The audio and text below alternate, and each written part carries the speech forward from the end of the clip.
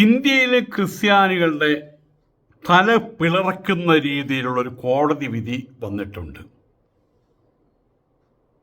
മതം മാറിയവർക്ക് പ്രത്യേകിച്ച് ആനുകൂല്യങ്ങൾ, സംവരണ ആനുകൂല്യങ്ങൾ ഉണ്ടാകുന്നതല്ല. അവരെ ദളിതുകളായിട്ട് പരിഗണിക്കുന്നതുമല്ല.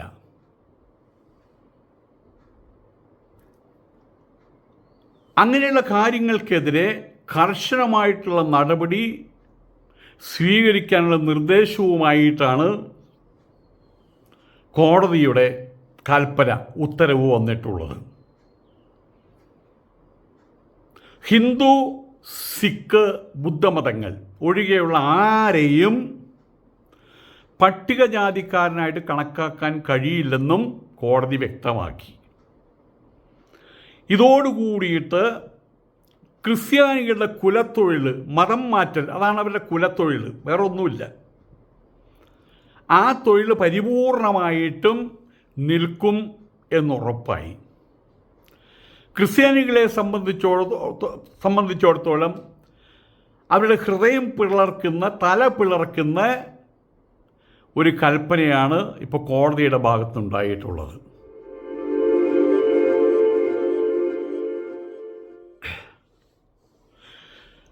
മതം മാറിയവർക്ക്, ക്രൈസ്തവരിലേക്ക് മതം മാറിയവർക്ക് യാതൊരു വിധത്തിലുള്ള സംവരണ ആനുകൂല്യങ്ങളും ഉണ്ടാകുന്നതല്ല. കോടതി വിധി വന്നിട്ടുണ്ട്. ഈ കോടതി വിധി കൊണ്ട് ഒരു വലിയ കള്ളക്കളിയെയാണ് ഇവിടെ തകർത്തിട്ടുള്ളത്. നമ്മൾ സ്വർണ്ണക്കൊള്ളാന്ന് കേട്ടിട്ടുണ്ട്, ശബരിമലയിലേക്കും കാണുന്നുണ്ടല്ലോ. സ്വർണം അടിച്ചു മാറ്റുക, അതിന് പകരം മനുഷ്യക്കൊള്ള, മനുഷ്യന്മാരെ അടിച്ചു മാറ്റുക. സ്വർണം അടിച്ചു മാറ്റുന്നത് എന്തിനു വേണ്ടിയിട്ടാണ്? ആ സ്വർണത്തെ അടിച്ചു പരത്തി മറ്റെന്തെങ്കിലും ഓർണമെൻ്റാക്കി വിറ്റ് പൈസ ഉണ്ടാക്കാൻ. ഇതുപോലെ മനുഷ്യക്കൊള്ള, മറ്റുള്ള മതങ്ങളിൽ നിന്ന് ആളുകളെ അടിച്ചു മാറ്റി കൊണ്ടുപോയിട്ട് അവരുടെ സ്വാർത്ഥ താല്പര്യങ്ങൾക്ക് വിനിയോഗിക്കുക. ഈ ഒരു കള്ളക്കളിയാണ് കോടതി ഇപ്പോൾ 7 നിലയ്ക്ക് പൊട്ടിച്ചു കൊടുത്തിട്ടുള്ളത്. 8 നിലയ്ക്കല്ലേ? ഉത്തരേന്ത്യയിൽ മതം മാറുന്നവരെ കുറച്ചു കാലം കൂടി ഹിന്ദു മതത്തിൽ തന്നെ നിലനിർത്തും, പ്രശ്നമുണ്ടാക്കാതിരിക്കാൻ. പക്ഷെ അവരെ സംബന്ധിച്ചോളം പള്ളിയിൽ പോകുന്നുണ്ട്, ക്രിസ്തു ആരാധന ആരംഭിച്ചിട്ടുണ്ട്, ബൈബിൾ പഠനം ആരംഭിച്ചിട്ടുണ്ട്, ക്യാമ്പുകളിൽ പോകുന്നുണ്ട്. പക്ഷെ പേരെന്താ? രാമൻ, കൃഷ്ണൻ, സീത എന്നിത്യാദി പേരുകൾ. ഔദ്യോഗികമായിട്ട് മതം മാറിയിട്ടുണ്ടാവില്ല. അവ കയറി പിടിക്കാനും പറ്റില്ല ആർക്കും. ചുറ്റിലും കൂടുതൽ മതം മാറ്റക്കാരുണ്ടാകുമ്പോൾ, സാവകാശം അവർക്കൊരു സുരക്ഷിതത്വ ബോധമുണ്ടാകുമ്പോൾ അവരവരുടെ ക്രിസ്ത്യൻ ഐഡൻറ്റിറ്റി വെളിപ്പെടുത്തും. അപ്പോഴും അവരുടെ ഹിന്ദു പേരവിടെ നിലനിർത്തിയിട്ടുണ്ടാവും കേട്ടോ. അത് നമ്മൾ പലപ്പോഴും കാണുന്നതാണ്. ഹിന്ദു പേരുകളോട് കൂടിയിട്ടുള്ള ക്രിസ്ത്യാനികളെ, മതമാറ്റത്തിൻ്റെ ലക്ഷണങ്ങൾ അവിടെ നമുക്ക് മുളച്ചു നിൽക്കുന്നത് കാണാൻ പറ്റും. അതേസമയത്ത് ഒരു മുസ്ലിമിനും അബൂബക്കർ തങ്കമ്മ എന്നൊരു, അബൂബക്കർ മറ്റേ ഔസഫ് എന്നൊരു പേര് കാണില്ല. അതല്ലെങ്കിൽ ഖദീജ മേരിക്കുട്ടി എന്നൊരു പേര് കാണില്ല.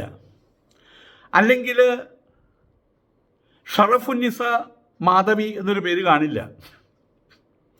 അവിടെ കൃത്യമായിട്ടും ഖുറാനികമായിട്ടുള്ള പേരുകളെ അവിടെ ഉണ്ടാകുള്ളൂ. ഹിന്ദുക്കളുടെ സ്ഥിതി അത് തന്നെയാണ്. ഒരു ഹിന്ദുവും ജോസഫ് നാരായണൻകുട്ടി എന്നോ അതല്ലെങ്കിൽ ത്രേസ്യാമ അനന്തലക്ഷ്മി എന്നോ പേരിലുണ്ടാവില്ല. അവരങ്ങനെ കള്ളക്കളി കളിക്കുന്നവരല്ല. പിന്നെ മതം മാറ്റം പൂർണ്ണമായാൽ പിന്നെ ദളിത് സർട്ടിഫിക്കറ്റ് സമ്പാദിക്കാനാണ് എല്ലാത്തിനെയും വണ്ടി കയറ്റി ഡൽഹിയിൽ പോകും സമരത്തിന്. ദളിതായിട്ട് ദളിതായിട്ട് തുടർന്ന് നിർത്തണം. ആളുകളെ തലയെണ്ണി ബലം കാണിക്കാൻ ആളുകളെ ചേർത്ത് കഴിഞ്ഞു. ഇനി അവരെ ബാധ്യത ഏറ്റെടുക്കാൻ പറ്റില്ല. ഹിന്ദു മതത്തിലാണെങ്കിൽ അവർ ദളിത് സംവരണങ്ങൾ കിട്ടിയിരുന്നു, ഇവിടെ വരുമ്പോൾ കിട്ടില്ല, അപ്പം അതിന് സമരം നടത്താൻ എല്ലാം അങ്ങോട്ട് പൊക്കോന്ന് പറയും. വലിയൊരു ചതിയാണ് അവിടെ.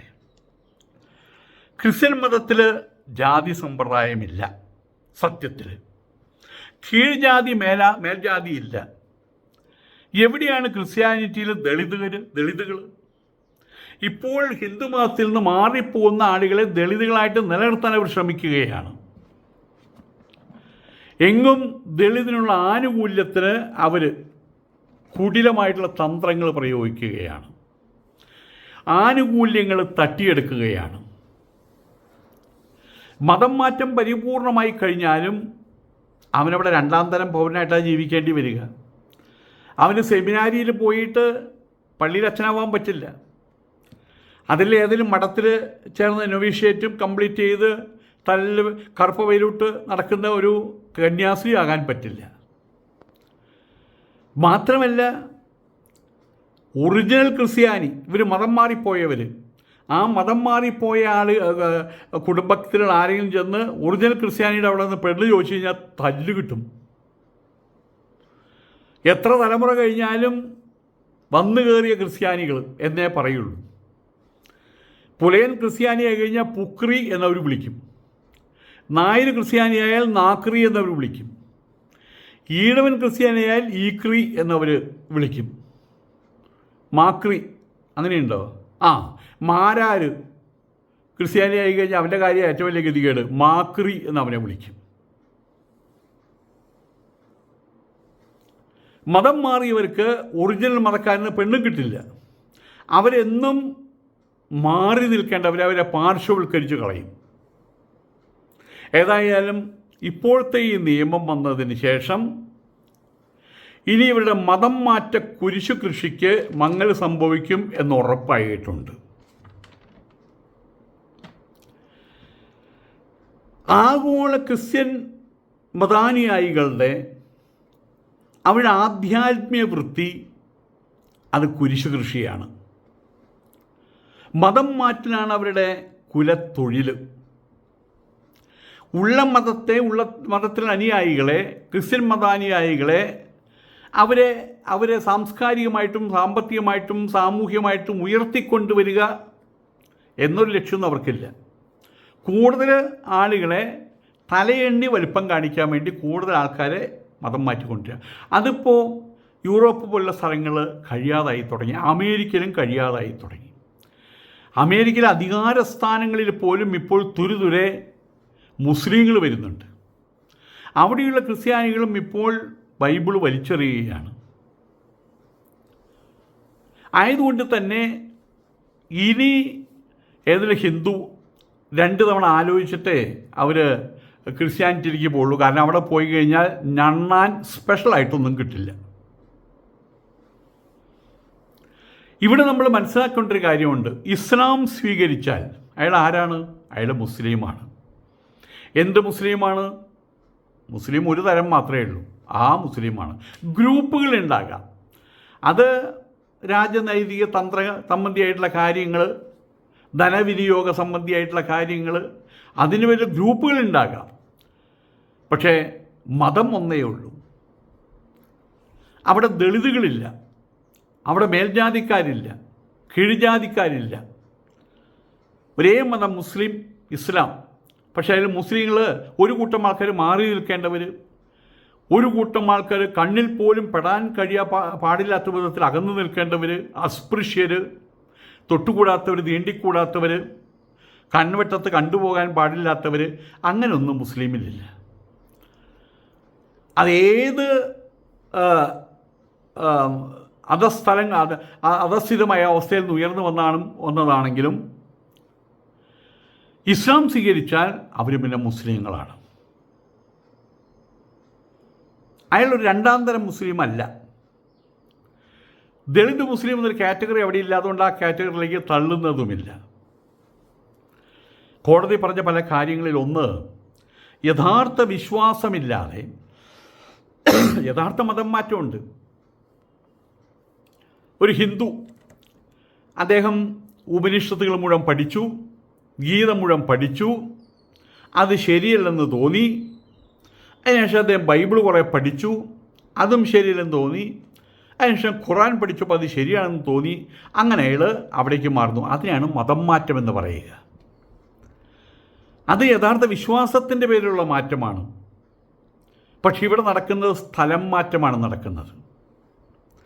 സംവരണ ആനുകൂല്യങ്ങളും മതം മാറിയതിൻ്റെ പേരിലുള്ള ആനുകൂല്യങ്ങളും നേടിയെടുക്കാൻ വേണ്ടിയിട്ട് കൺവെർട്ടഡ് ആകുന്ന ആളുകൾ, അത് ഇനി അനുവദിക്കാൻ കഴിയില്ല എന്നും അത് ഭരണഘടനയെ വഞ്ചിക്കുന്നതിനും തുല്യമാണെന്നും സുപ്രീം കോടതി വ്യക്തമാക്കിയിട്ടുണ്ട്. മറ്റൊരു കേസിൽ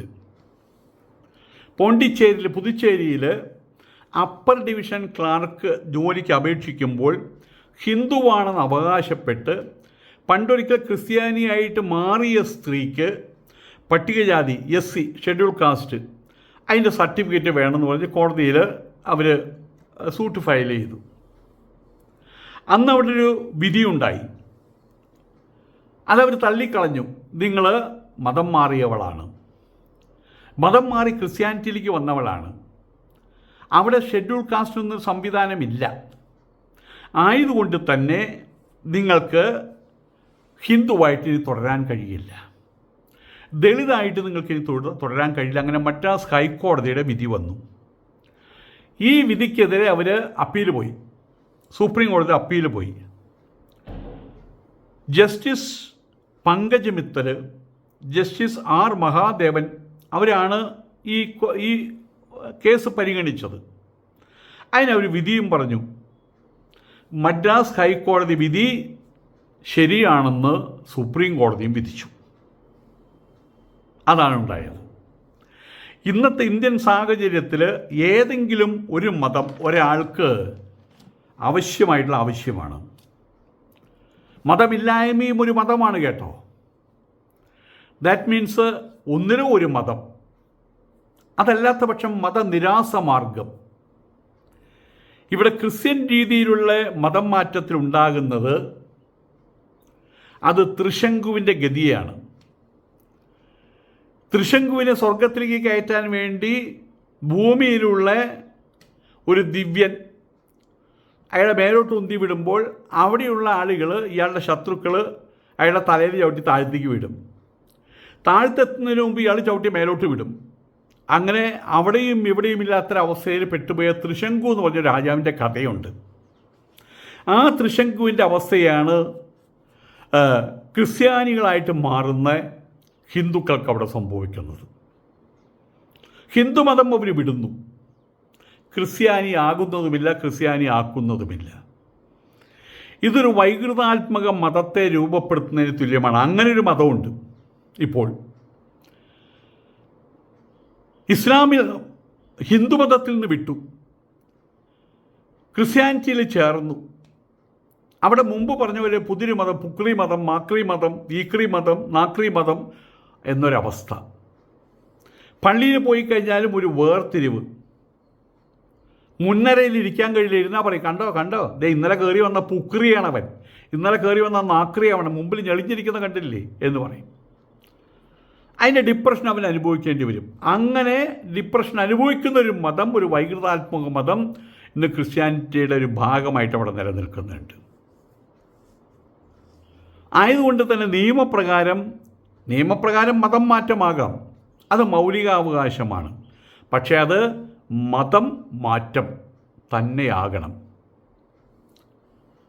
മണ്ണ് കൊണ്ടുണ്ടാക്കിയ വിഗ്രഹത്തിൻ്റെ മേലെ സ്വർണം പൂശി അത് സ്വർണ്ണ വിഗ്രഹമാണ് എന്ന് പറയുന്ന പോലെ ആകരുത് മതം മാറ്റം. ഏതായാലും ഈ ഒരു വിഷയവുമായിട്ട് ബന്ധപ്പെട്ടുകൊണ്ട് വന്നിട്ടുള്ള ഹൈക്കോടതി, സുപ്രീം കോടതി വിധി അതിനെ സ്വാഗതം ചെയ്യപ്പെടേണ്ടത് തന്നെയാണ്. നമസ്കാരം.